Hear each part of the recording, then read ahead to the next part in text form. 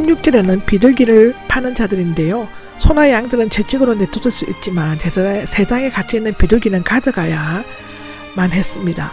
직접 현장을 목격한 요한은 그때 벌어진 상황을 생생하게 묘사하고 있는데, 내 아버지의 집, 즉 예수님께서 성전을 하나님의 집이나 우리 아버지의 집이라고 하시지 않고 내 아버지의 집이라고 요한복음에는 27번이나 사용되어지고 있습니다.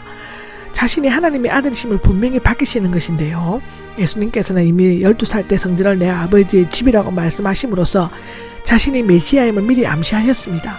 그는 하나님의 아들로서 아버지이신 하나님의 성전을 깨끗하게 하셔야 할 의무와 권리를 가지고 계십니다. 누가복음 2장 49절에 나오죠. 그는 가장 거룩하고 깨끗해야 할 하나님의 성전이 상근의 장터가 되고 강도의 소굴이 되는 것을 보고 도저히 견딜 수가 없었을 것입니다. 요한복음 2장 17절입니다. 당신의 집을 삼킬 것이라는데 시편 69장 9절에 인용한 것입니다. 이 시편은 하나님을 참되게 쫓음으로써 당하게 되는 고난과 핍박을 언급하고 있는데요. 4절은 요한복음 15장 25절입니다. 25절은 사도행전 1장 20절, 9절 하반절은 로마서 15장 3절에서 각기 인용되고 있죠.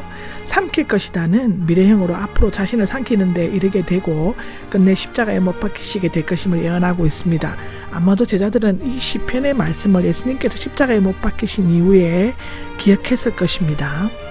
18절입니다. 18절은 무슨 표적을 보여줄 수 있소입니다. 유대인들과 종교 지도자들은 성전을 향한 예수님의 열정 때문에 성전에서 거의 쫓겨나게 되자 물질적인 손해뿐만 아니라 자신들의 권위에도 심각한 손상을 입게 되었는데요. 사내들인 당국자들은 예수님을 한낱 거짓 메시아나 사이비 예언자로 낙인 찍혀 완전히 매장시켜버리기 위해 그 권위의 출처를 알아내려고 했습니다. 실제로 그 당시 자칭 메시아라고 주장하면서 백성들을 미혹하다가 죽음을 당한 자들도 있었습니다. 그들은 먼저 이런 일을 행할 권리가 있음을 증명해 줄 수 있는 표적을 보이라고 요구하였죠. 유대인들은 언제나 표적을 구했습니다. 고린도전서 1장 22절에는 나옵니다. 눈으로 보고 믿는 것은 참된 믿음이 될 수 없습니다. 예수님께서는 많은 이적 기사들을 보여주었지만 그것들을 보고 믿는 사람은 그리 많지 않았습니다.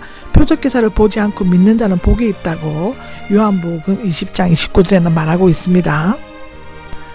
요한복음 2장 19절입니다. 19절은 이 성전을 헐라 사흘 안에 다시 세우겠다가 나오는데, 여기에 나오는 성전은 요한이 해석한 대로 예수님의 몸을 가리킨 것이었습니다. 21절에 나오죠.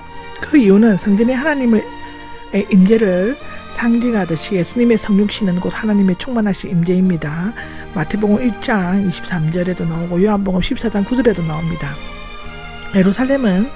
예수님은 예루살렘 성전의 주이시며 예배해야 할 참 성전이 되시며, 또한 성전은 예수님의 모형과 예포와 그림자가 됩니다. 유대인들은 그의 몸을 십자가에 못 박아 헐어버리려고 했지만 예수님은 사흘 만에 부활하심으로 다시 자신의 몸인 성전을 일으켜 세우셨습니다. 예수님께서는 십자가 위에서 성전 휘장을 찢으시듯이 자신의 몸을 찢으셔서 누구든지 믿음을 가지고 하나님 앞으로 나올 수 있게 하셨다고 히브리서 10장 20절에는 말하고 있습니다. 20절입니다. 20절에는 46년이 되는데, 예루살렘 성전은 솔로몬 성전 BC 586년 무너짐과 스룹바벨 성전 BC 52년의 완성에 이어 세 번째로 지은 성전입니다. 헤롯 대왕이 유대인들의 한심을 사기 위해 BC 19년에 착공하여 예수님 당시 AD 27년경에 46년째 공사가 진행되고 있었다고 합니다. 완성은 그 후 36년이 지난 AD 63년 총독 알비누스 때였다고 하고, 즉 다시 말하면 82년 동안을 지었습니다. 7년 후, 즉 AD 70년은 예루살렘 멸망과 함께 완전히 무너지고 말았습니다. 유대인들은 예수님께서 문자적인 성전을 가리키는 것을 오해하고 몇 년 후 그가 성전을 부수고 다시 짓겠다는 말을 했다는 제목으로 고소하였죠. 마태복음 26장, 마가복음 14장에 나옵니다. 그리고 예수님이 십자가에 달렸을 때와 스데반이 고소당했을 때 이 말이 되풀이하였습니다. 마태복음 27장, 사도행전 6장을 보시면 됩니다. 22절입니다. 22절에는 기억하였다, 믿었다가 나오는데, 제자들은 예수님의 말뜻을 잘 알아듣지 못하다가 예수님이 부활하신 후 비로소 그 뜻을 알고 성경 말씀과 예수님께서 하신 말씀을 믿게 되었죠. 23절입니다. 23절에는 그가 행하신 표적들을 보고 그의 이름을 믿었다인데 예수님께서는 유월절 한 주간을 예루살렘에 머무시면서 많은 표적들을 행하였던 것 같습니다. 사람들은 그 표적들을 보고 그의 이름을 믿었습니다. 그러나 표적을 보고 믿는 것은 마치 돌밭에 뿌려진 씨와 같이 잠시 믿음의 사역이 나오는 것 같지만 햇볕 때문에 금방 시들어버리고 만다고 마태복음 13장 1절에서 9절에는 말하고 있죠. 그들은 예수님의 비상적인 이름만을 지식적으로 믿을 뿐이며 그의 인격을 온전히 믿고 받아들이려고 하지 않았습니다. 이런 사람들은 입술로 믿는다고 말하지만 참된 고백은 찾아볼 수가 없죠. 예수님의 말씀에 감동을 받아 이끌리는 것 같지만 삶의 변화와 온전한 헌신은 없다고 기록되어져 있습니다. 24절입니다. 24절에는 자신을 맡기지 않으셨다인데 예수님께서는 겉으로 자신을 영접하고 충성한다는 사람들의 마음을 잘 알고 계셨습니다. 그들의 믿음이 참된 믿음이 아니라는 것도 아셨죠. 그들은 단지 예수님을 통해 어떤 권세와 명예와 부귀영화를 얻게 되기를 소원했을 수도 있습니다. 그렇기 때문에 예수님은 그들에게 자신을 맡기지 않으셨습니다. 요한복음 6장 15절에 보시면 됩니다. 만약 예수님께서 종교적인 야신가이셨다면 그들의 군중심의를 이용해 최고 지도자가 되고 막강한 세력을 규합하려고 하셨을 것입니다.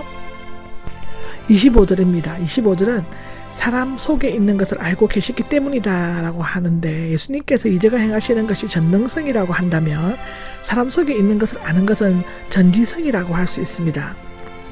그가 사람의 내면 세계를 꿰뚫어 보신다는 것은 이미 베드로나 나 다니엘과의 만남에서 분명히 입증되었고 앞으로도 니고데모, 사마리아 여자, 제자들 등에서 확정될 수 있을 것입니다. 혹 간사하고 표리부동한 위선자가 사람의 눈을 속일 수는 있지만 불꽃 같으신 예수님의 눈을 피하여 숨을 수는 없습니다.